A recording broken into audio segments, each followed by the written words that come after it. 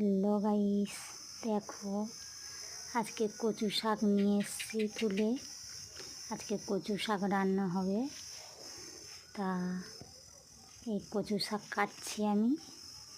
তা কচু শাক কেটে তারপরে রান্না বসাবো। আর একটা ননদের বাড়ি থেকে কচু শাক নিয়ে এসেছি।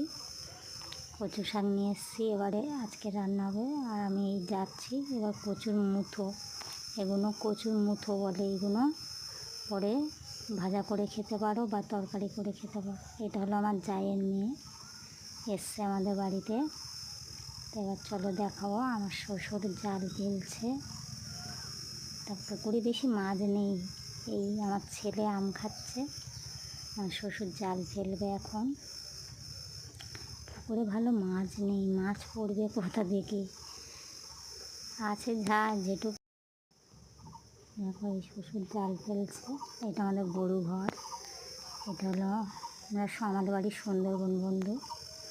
এটা হলো আমাদের ঘরের পিছনে গাছপালা ভর্তি। এটা হলো শিরীষ গাছ, এই পিছনে সব ফলের গাছ, পেয়ারা গাছ, জাম গাছ। এই শ্বশুর জাল ফেলছে। প্রথমে ফেলেছিল, মাছ ততটা ভালো পড়েনি। আর এটা কে শুয়ে আছে বলো তো বন্ধু? এটা আমাদের সবেদা গাছ। এটা আমাদের বিট্টু। সে কাউকে কিছু বলে না, শুধু ঘুমায়, খাবে আর ঘুমাবে। আর রাত্রিবেলা কেউ বাড়ি থেকে গেলে শুধু ডাকবে। এটা হলো কুল গাছ। এই হলো আমাদের পুকুর। পুকুরটা বেশি বড় না, পুকুরটা ছোট। আমার শ্বশুর জাল ফেলছে, দেখা যাক কী মাছ পড়ে। তা কী মাছ পড়েছে এখানে? এখানে জাপানে পুঁটি পড়েছে, জাপানে পুঁটি। এখানে আছে মৌটি মাছ, চিংড়ি মাছ। এটা জাপানে পুঁটি পড়েছে। এখানে আছে মৌটি মাছ, চিংড়ি মাছ আর জাপানে পুঁটি।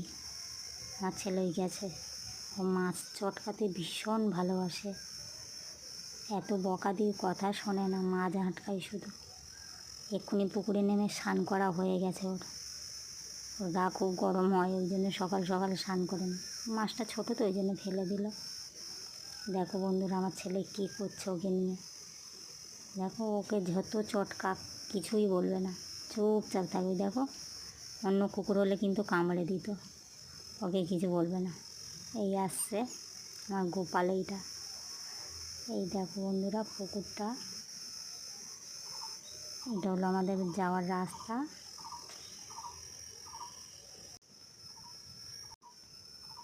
দেখো